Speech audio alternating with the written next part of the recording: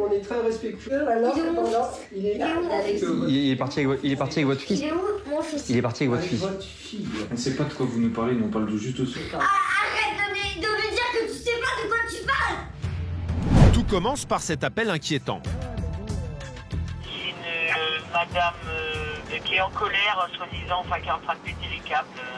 Elle est alcoolisée. Sa fille de 17 ans s'est réfugiée chez la voisine du dessus. Sauf qu'il y a un gamin de 5 ans avec la mère. Et là, on part sur apparemment donc une mère de famille qui est en train de perdre un peu les pédales. Et le danger, c'est qu'il y a un enfant de 5 ans au domicile. Encore une fois, une intervention sur fond d'alcool.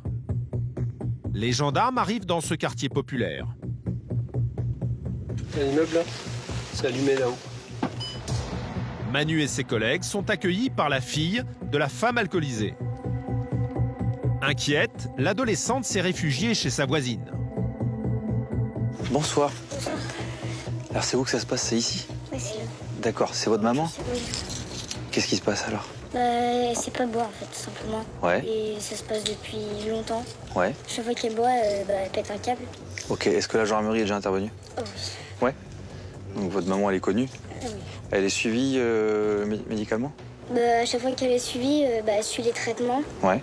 Et après, une fois que ça va mieux, entre guillemets, Elle arrête le traitement? elle arrête. Bon, on va essayer de prendre contact avec votre mère déjà, si elle ouvre. Son petit frère de 5 ans se trouverait toujours dans l'appartement. Pas de temps à perdre. Heureusement, la porte est entrouverte.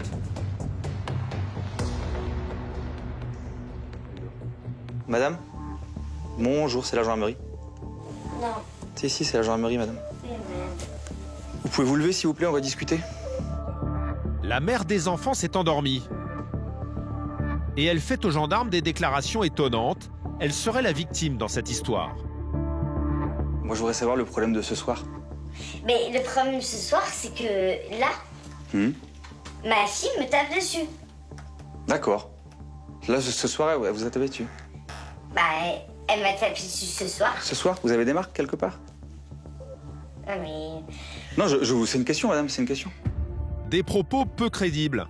Et la tension monte d'un cran lorsque Manu découvre des traces de sang sur les murs. Heureusement, le petit garçon est sain et sauf. Les gendarmes évacuent immédiatement les 2 enfants. Pas logique qu'on me casse les pieds pour des gens comme ça. Et moi, je vous casse pas les pieds, mais on est très respectueux, alors cependant, il est là. Il est parti avec votre fils? Il est où, mon fils? Il est parti avec votre fils. Votre fille. On ne sait pas de quoi vous nous parlez, nous on parle juste de ça. Arrête de me dire que tu sais pas de quoi tu parles. L'alcool n'aidant pas, le dialogue est impossible. La mère de famille tient des propos incompréhensibles. Madame, essayez de prendre un peu de recul sur la situation. On est dans un appartement où vous êtes complètement alcoolisé, d'accord? Où l'appartement... Oui. C'est la vérité, je mens pas. Moi, ce que je vous dis, c'est que vous êtes alcoolisé, l'appartement, il est sans dessus dessous, vous avez tout cassé. Donc moi, ce soir, je peux pas vous laisser avec votre enfant comme ça, d'accord? Ouais. Donc si vous voulez qu'on hausse le ton, je vais hausser le ton aussi, d'accord? Ouais. On est sur une personne qui ne comprend pas ce qu'on lui dit. Elle tourne en boucle, là, et puis elle n'est pas du tout en contact avec ce qui s'est passé ce soir, quoi. On n'a aucune explication sur l'état de l'appartement, les traces de sang sur les portes. Elle se met en colère et rien ne semble pouvoir la calmer. Là, je veux parler tranquillement. Non, vous ne parlez pas tranquillement, vous m'insultez. D'accord? Ah On se connaît pas. Stop. Parce que moi aussi, je vais pouvoir passer un ton au-dessus. D'accord? Un ton au-dessus de quoi? Un ton au-dessus de quoi? Je vous ai jamais Insulté. Un ton au-dessus de quoi? Alors vous vous calmez maintenant, vous redescendez un peu, et ça va le faire. Les pompiers arrivent sur place, mais avec eux aussi, le dialogue s'avère difficile. On est en train de me casser les pieds parce que j'ai bu un coup.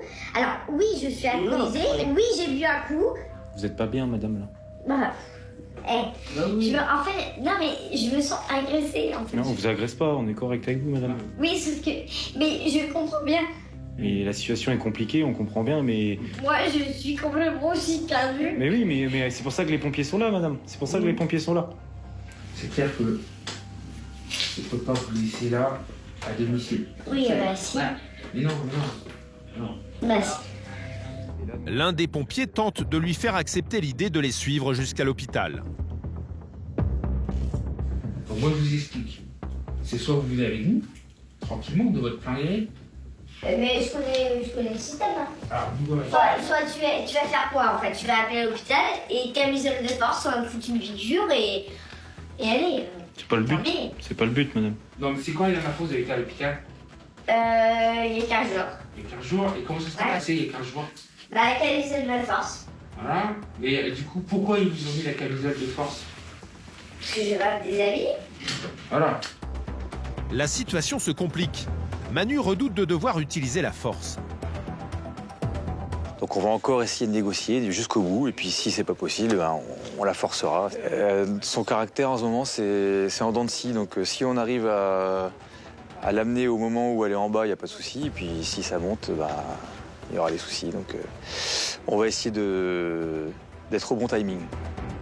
Le gendarme retourne à l'intérieur et tente une nouvelle fois sa chance, en essayant de trouver les bons arguments. Bon madame, je vous explique ce qui va se passer. Vous allez aller à l'hôpital. Oui. D'accord? Deux solutions. Soit vous venez de votre plein gré, soit vous ne voulez pas venir. Et là, nous, on a déjà appelé le maire. Il y a le maire qui vient. Et il fait une hospitalisation d'office. Madame, vous n'avez pas le choix sur la finalité, vous avez le choix sur le moyen d'y aller. Voilà. Est-ce que vous y allez de votre plein gré ou est-ce que vous y allez ligoter? Parce que c'est ce qui va se passer. On va vous ligoter au brancard. Et personnellement, j'ai pas envie de le faire. Donc, est-ce que... Non, mais je vais y aller. Je vais y aller. D'accord. Allez. Après plus d'une heure de négociation, la mère de famille accepte finalement de suivre les pompiers. Des interventions qui relèvent davantage de l'assistance sociale que de la gendarmerie. Mais pour Manu et ses collègues, c'est devenu le quotidien. On va faire une fiche de suivi familial où du coup on a une assistante sociale qui prendra contact avec la maman et pour essayer de trouver une solution à cette situation. Partie compliquée parce que très sensible, on est en train de toucher au domaine familial, il y a des enfants, il y a cette maman qui est en détresse et puis effectivement bah là c'est le côté musclé de la gendarmerie n'a aucun intérêt, là on est clairement dans la discussion et puis on essaie de trouver la situation la plus paisible et la plus adaptée. La mère de famille passera la nuit à l'hôpital avant d'être orientée vers un psychologue. Les enfants, eux, passeront la nuit chez la voisine.